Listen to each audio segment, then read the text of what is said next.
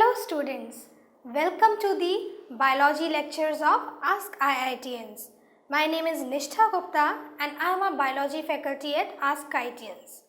Today we are going to take the chapter body fluids and circulation. So have you ever thought that how various body fluids are circulated in the body?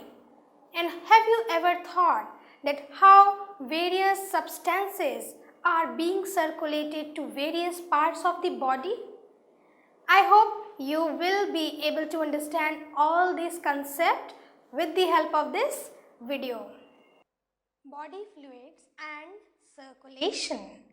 Let's begin with the introduction of this chapter.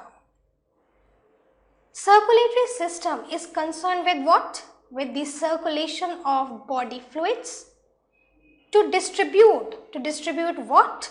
To distribute various substances to various body parts. You can see in this diagram how various substances and body fluids are transported, are circulated with the help of various organs. What are the functions of circulatory system? It transports various substances such as nutrients, waste products, respiratory gases, metabolic intermediates. And what are the metabolic intermediates? Like lactic acid from muscle to liver. Also vitamins and hormones.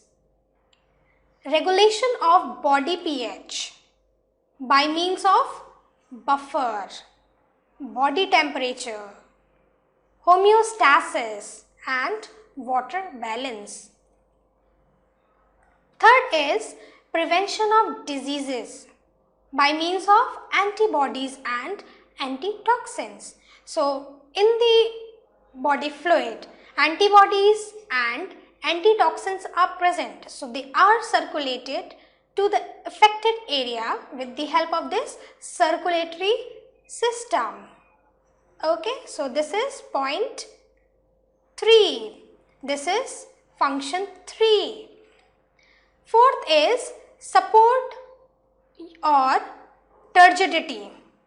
What is it doing? It is providing support or turgidity to organs like penis and nipples.